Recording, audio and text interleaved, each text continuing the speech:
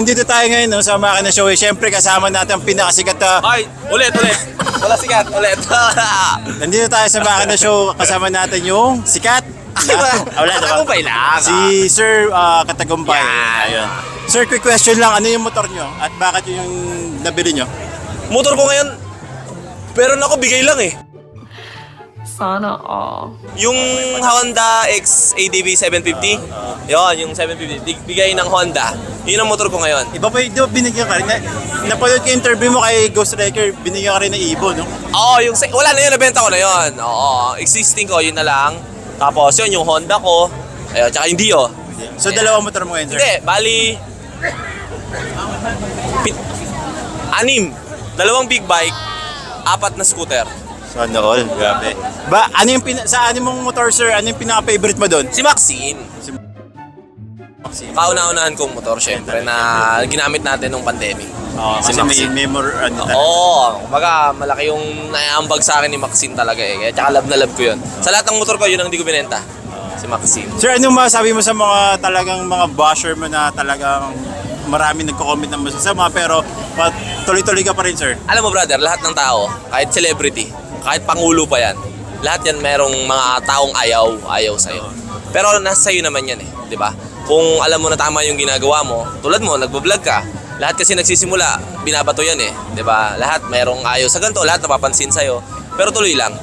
Kasama yan sa pagbo-vlog mo eh, kasama yan. Ngayon, lagi ko sinasabi, kapag nagbo-vlog ka, nagsisimula kang maging content creator, eh ang paggawa ng video, ano yan? Laban yan ng matitigas ang puso, di ba? Ngayon, kung mahina ka, walang mangyayari sa'yo. So tanggapin mo na habang nagbo-vlog ka, maraming mga tao na babato sa'yo, di ba? Pero doon ka masusubukan, di ba? So expect mo na marami, kahit pa ganun ka, kahit yung pinakamatataas pang mga influencer, singer, gano'n, maraming ano yan, di ba? Parte yan ng journey mo. Okay, sir. Thank you, sir. Kaya no hate, di ba? Yung iba dyan kasi babaliktad din naman yan. Kaya okay lang. Last na, sir, ano masasabi mo sa mga future or parang pinapangarap na narating nyo, sir? Mga inspiring Narating namin? motovlogger.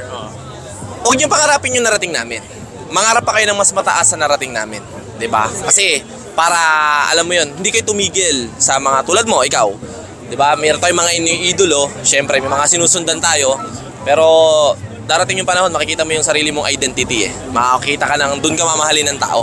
So, mas taasan mo pa yung pangarap mo, 'di ba? Yung mga nauna, respect mo yung mga nauna na mga vlogger, respect mo. Tapos, ayun nga, unti-unti ka na makikilala sa sarili mong identity. So, ang advice ko, gawin mo lang yung gusto mo. Hayaan mo yung mga taong ayaw sa'yo. Okay, sir. Last na, sir. Kailan ka ulit na magpapagiveaway ng motor, sir? Giveaway ng motor! Di ko alam eh. Kasi yun eh, sa birthday mo eh. Oo, para lagi naman ako nagpapag-giveaway ng motor. Okay, oo. Baka sa mga event na wala namang problema para naman sa mga followers natin. Diba? Alright, maraming salamat, sir. Anong vlog mo? Corix Devs TV sa YouTube. Corix Devs TV. Oo. Maraming salamat. Ano tawag mo sa mga followers mo? Ugmeme. Ugmeme. Oo. Ano ibig sabihin nun? Kwento yun eh, medyo pastos kasi. Ugmeme. Oo. Mga Ugmeme, big shoutout sa inyo. Salamat sa suporta. Hi guys, nandito tayo ngayon sa Makina Moto Show at kasama natin si Lakotserang motorista. Ay, mga katakbong chicks. Ayun. Question, tanong ko lang, ano yung motor mo NMAX. at bakit NMAX? Para suabe lang sa biyahe. Ay, ganyan ba yun? Oo, suabe. Sabi nga nila lazy driving, pero depende pa rin talaga sa sitting position mo.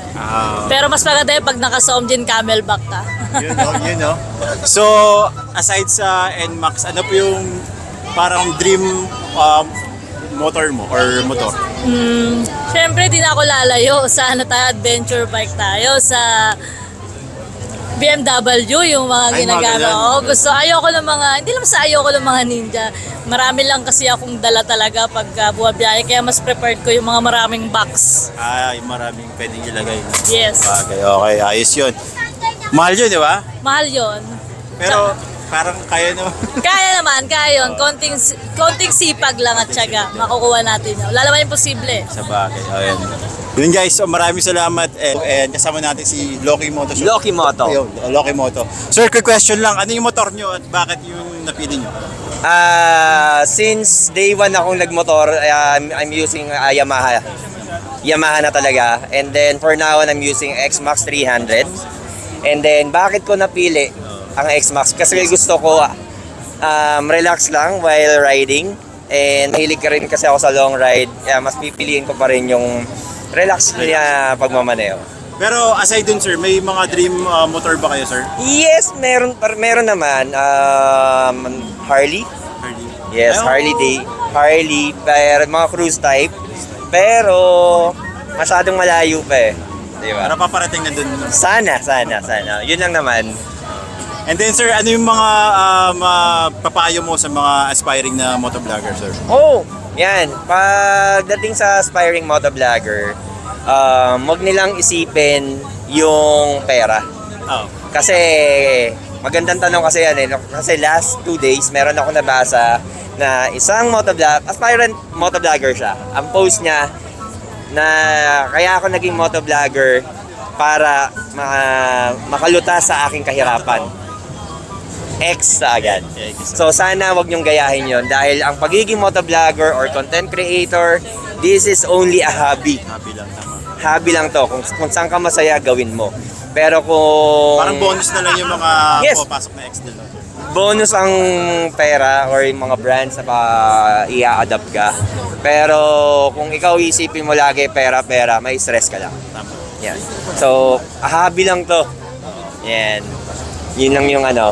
So, yun. Iwasan nyo lang. Yung sa mga aspirant vlogger, gawin lang nyo yung gusto nyong gawin. Maging masaya kayo. Pero, wag nyo nga haluan ng money talk agad. Tama. Thank you sir. Napakaganda na sinabi niyo sir na talagang ma-adapt talaga ng mga inspiring Yes, na simula pa lang. Right, thank you sir Loki Moto. Ayun. Peace out. Alright, nandito tayo ngayon sa Makina Moto Show and syempre kasama natin yung tropa ko si Nakalimutan niya. Hindi kami magtropa kasi hindi niya alam kung sino. syempre si Tonyo Moto, yun no. Alright. Tonyo Moto, quick question lang. Ano yung motor mo at bakit? Ang motor ko ngayon is Ducati Hypermotard SP. So, yun. Bakit yung Wala lang. Gusto ko lang iba naman. Kasi last time ginamit natin is Super Sports. So, medyo masakit siya sa likod and hindi applicable sa daily traffic.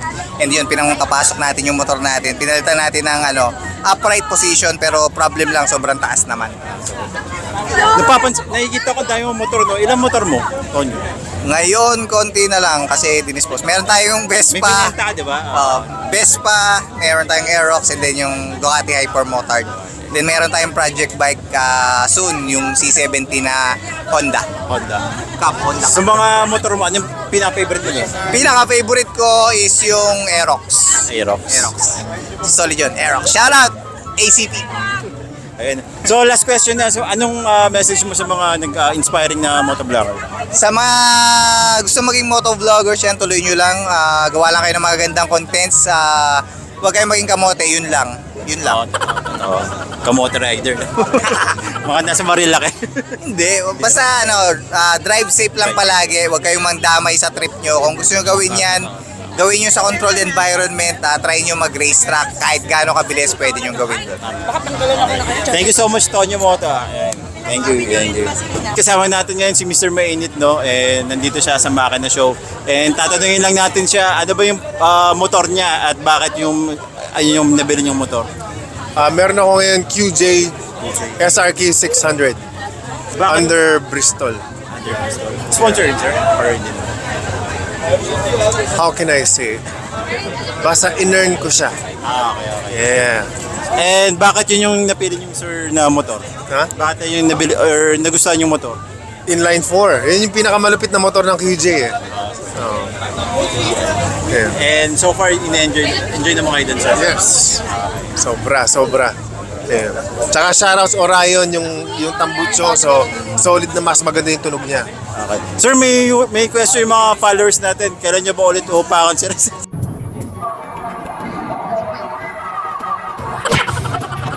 Si Rendon. Si Rendon. Di ba nabura na yun? Bumalik na ba? Bumalik eh. Mabait na raw eh. Kunwari, nagtatago eh. Oh, matagal ko nang di nararamdaman. Feeling ko yung bait niya parang ano lang eh, pakita ano lang. Nasa baitan gano'n. Kaya ano siya. Pero epic yun sir, yung binuhat mo yun, ano, binito mo sa kanya. Tawa ko ng tawa dun sir, epic yun. Yun, Sabi nga na, kulang pa nga daw yun eh. Kulang pa yun. Pero nagusto ko yung ano mo doon, yung chip shot, yung laro kayo. Pinitik ko lang. Kapitik lang. Umiyak na. Umiyak na. Ayun, thank you sir. Thank you so much sir sa thank you. Thank you, thank you. Ayun guys, kasama natin si Mr. Mainit no and nandito tayo sa Makana Show. Yun lang. Thank you.